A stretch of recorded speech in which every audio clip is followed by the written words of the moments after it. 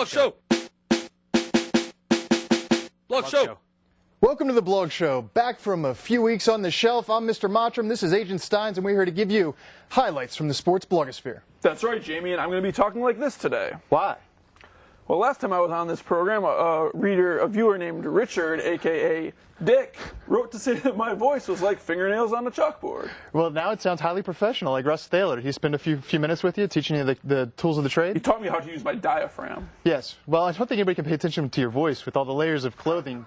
Kind of looks like Hans and Franz, Steins. Thanks.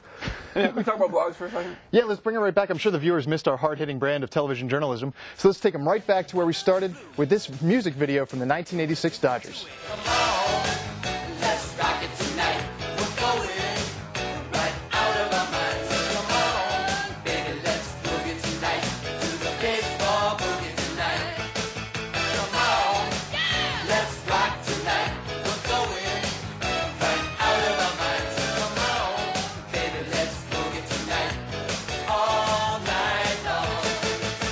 And that was from Can't Stop the Bleeding, and I really thought those pants were tight. Aptly named, because my eyes and ears are still bleeding after that video. Now, some of our viewers may be asking themselves, viewer, how would I start a blog, should I want to? Well, the first step would be naming it.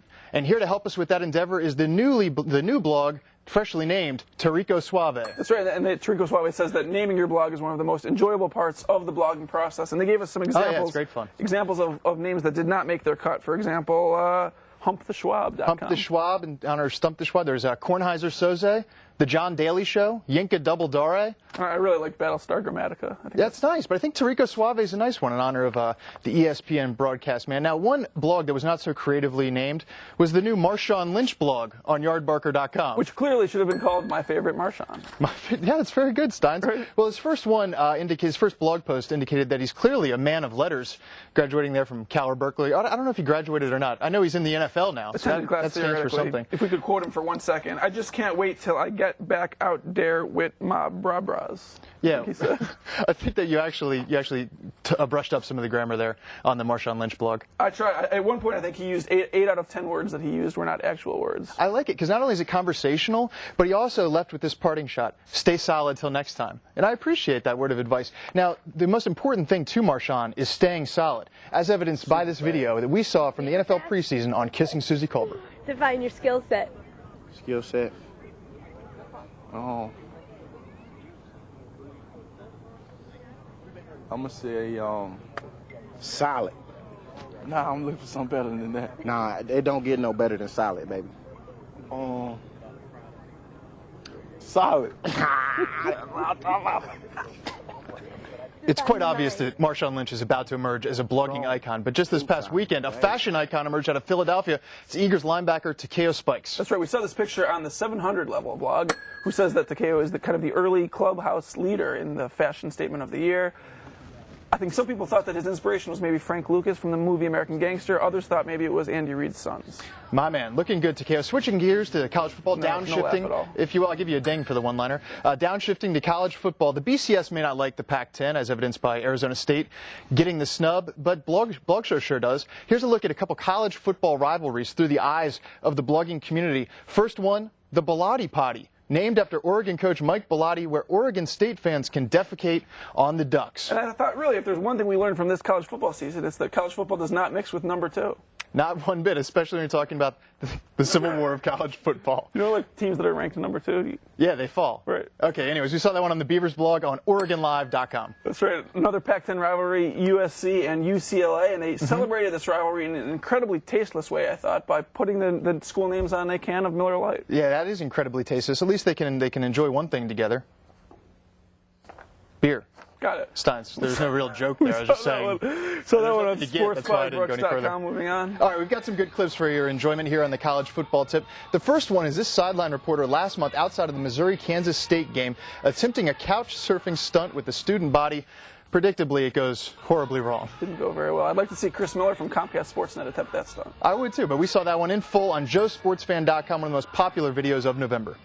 That's right. And I guess this is not necessarily a rivalry game, but Maryland-NC State last month, you kind of saw that there was an interesting referee call. Yeah, it was a otherwise nondescript game. I think Maryland won like 37-0, but there was an unsportsmanlike conduct penalty, or so we thought. But the referee had a different take. Personal foul. 69. Offense. He was giving them the business. We played it there. We saw that one on MrIrrelevant.com. Of course, it was not the original giving him the business call. Here's the original from the late 80s in the NFL, up a level, and I think it's superior. The personal foul. We'll pick this up. On number 99 of the defense, after he tackled the quarterback, he's giving them business down there at the 15-yard penalty. And before we leave the world of college football, we wanted to quickly show this screen grab from the blog Ooh Ooh Look at Me. This is from a Nevada-Hawaii game, and it shows Nevada's Colin Kaepernick being honored as the WAC's Offensive Player of the Week, otherwise known as the Whack-Off Player of the Week. You jerking me around? That was really on TV? The Whack-Off Player of the Week? I think so. All right, moving along. Nothing to see here. Let's get to the NBA. There are 3 All-Star campaigns that Blog Show would like to throw its hefty weight behind. First up, it's Antoine Walker for the All-Star team. I know his time has passed, but the All-Star Shimmy is still there, as evidenced by AllStarShimmy.com. Not just a movement, but also a collection of great Photoshop jobs depicting the famous shimmy. I think that he's probably going to be unsuccessful in that drive, but a more hopeful outlook is given to Nick Young of the Wizards, the rookie who He seems to dunk very well, and you're kind of spearheading this effort. Well, yeah, started the campaign. The ball's gotten rolling by people at, like our friend, the Prada Master at bulletsforever.com. They made this Nick Young for the dunk contest campaign poster where he's jumping over the monument. Monumental. Yes, monumental dunking. Did you have a nickname for young Nick Young? I was trying to call him the city, like NY. Superfly, I think. Superfly? Superfly should be his nickname, kind of from American Gangster and also from his hops. We do like us some Nick Young, but not as much as Gilbert Arenas, our fallen hero. He's still blogging on NBA.com, and he's still campaigning for the All-Star game. That's right. I think he points out that coaches are likely not to choose him for the game since he's not really technically playing. Since they didn't choose him last year either. Right. Oh, they did. He got in somehow. He was voted in last year, Jamie. But so he's asking the fans to vote him in again, despite the fact that he's not playing. Possibly helping his cause is the Gill TV campaign. This is a series of utterly surreal and abstract and just bizarre. Yeah, like an online marketing campaign to support the new Gill Zeros done by Adidas. I want my Gill TV. Head to GillTV.com for the full clips, but our friends at WizNuts.com broke them out early, and here's our favorite one, the Black President. But I say it's time for some changes.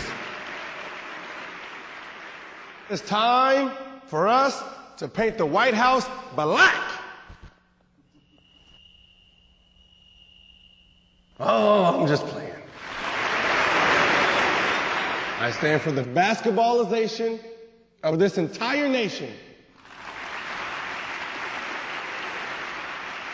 We will have mandatory video game sessions during halftime.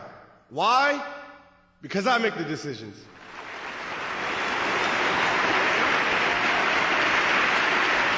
One nation under Gill, and Gill we trust. Blog Show was brought to you by the good people at Senate Insurance. Kiss my bumper. Just kiss it.